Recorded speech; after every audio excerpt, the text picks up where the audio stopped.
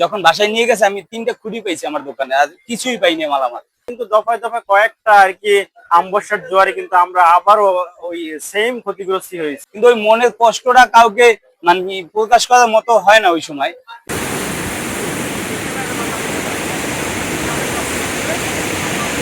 গভীর সমুদ্রের পাশে দাঁড়িয়ে রেহেনা বেগম মনে মনে বলছে, এই বঙ্গোপসাগর আমার কাছ থেকে কেড়ে নিয়েছে আমার আদরের সন্তান সহ বেঁচে থাকার ভিটামাটি।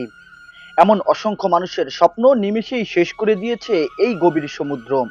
তারপরও দুবেলা দুমুঠো খেয়ে বেঁচে থাকতে রেহেনা বেগম যুদ্ধ করছে গভীর সমুদ্রের সাথে। কুয়াকাটায় এমন অসংখ্য রেহেনা বেগম রয়েছে যারা সমুদ্রের সবকিছু হারিয়ে এখন একেবারে নিঃস্ব।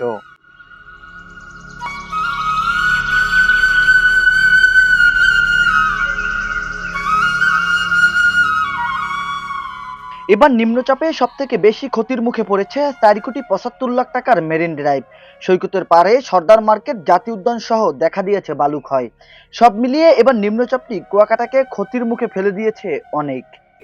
ঘূর্ণিঝড় আসলে স্বাভাবিকভাবে আমরা যারা উপকূলীয় যারা ক্ষুদ্র ব্যবসায়ী আছি, বিশেষ করে আমরা যারা কুয়াকাটা সৈকতের পাশে যারা দোকানদারি করি, সবচেয়ে আমাদের আতঙ্কের বিষয় হচ্ছে ঘূর্ণিঝড়। ঘূর্ণিঝড় আসলে কিন্তু আমাদের দোকানের মালামালগুলো আমরা সরাই নি, কারণ ঘূর্ণিঝড় আসলে কিন্তু আঘাত হানলে প্রথম ক্ষুদ্র ব্যবসায়ীরা বেশি ক্ষতিগ্রস্ত হয়। আমাদের কুয়াকাটার ব্যবসায়ীরা সবসময় মানে একটা কষ্টের ভিতরে থাকে। যখন শোনে যে ঘূর্ণিঝড় আসবে, যখন সাগরের আবহাওয়া খারাপ হয়, তখন এই যে বাইট সাইডে বেঁধে বেঁধে বাইট সাইডে যত ব্যবসায়ী আছে, যত পরিবার আছে, সবাই একটা কষ্টের ভিতরে থাকে।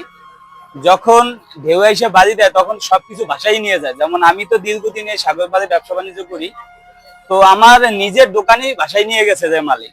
যখন ভাসাই নিয়ে গেছে আমি 3টা খুঁড়ি পেয়েছি আমার দোকানে, আর কিছুই পাইনি মালামাল। কিন্তু ওই মনের কষ্টটা কাউকে মানে প্রকাশ করার মতো হয় না ওই সময়। এই কিন্তু কখন কেউ হেল্প করে না।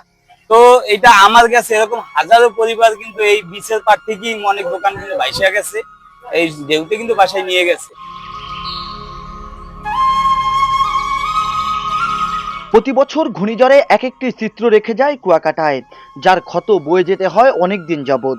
ক্ষত ঠিক না হতেই আবারও আঘাত হানে কুয়াকাটায় বিভিন্ন অমাবস্যার জোয়ার ও নিম্নচাপ। ঘূর্ণিঝড় রেমালে সাগর পাড়ে ক্ষুদ্র ব্যবসায়ীদের যে ক্ষতি করেছে তা কাটিয়ে উঠতে না উঠতে আবারও এবার বঙ্গোপসাগরে আঘাত এনেছিল গভীর নিম্নচাপ। সমুদ্রের পাড়ে থাকা ক্ষুদ্র ব্যবসায়ীদের লণ্ডভণ্ড করে দিয়েছে। এই এই সময়টায় প্রাকৃতিক দুর্যোগের আসলে ভয়াবহতা দেখা দেয়। কোনো না কোনো সময় ছোট্ট পরিসর হলেও এই উপকূলীয় অঞ্চল কুয়াকাটায় আঘাত হানে। যেমন পার্শ্ববর্তী ভারতেও যদি বড় ধরনের কোনো দুর্যোগ আসে, সেটাও কিন্তু এফেক্ট আমাদের এই কুয়াকাটা উপকূলীয় অঞ্চলে পড়ে। তো সেই হিসাবে আমাদের এই কুয়াকাটা, বিশেষ করে যে সমুদ্রের পাড়ে ছোট ছোট ক্ষুদ্র ব্যবসায়ীরা রয়েছে, এরা বেশ ক্ষতির সম্মুখীন হয়। তো সরকার বরাবরের মতো বলছে যে এদের স্থায়ী কোনো মার্কেট দেওয়া হবে, বিভিন্ন সভা সেমিনারে বলা হচ্ছে, কিন্তু আসলে এদের কোনো এরকমের পরিকল্পিতভাবে কোনো মার্কেট দেওয়া হয় না। তো এইভাবে যদি কোনো ব্যবস্থা করতো তাহলে অনেক ভালো হতো এদের জন্য। দিন দিন কুয়াকাটাকে গিলে খাচ্ছে ভয়ানক সাগর। অতি দ্রুত কুয়াকাটাকে পরিকল্পনা নিয়ে টেকসই বেড়িবাঁধ এবং সমুদ্র ভাঙন না থামালে নিমেষেই হারিয়ে যেতে পারে কুয়াকাটা। জাহিদুল ইসলাম জাহিদ, খবর কুয়াকাটা।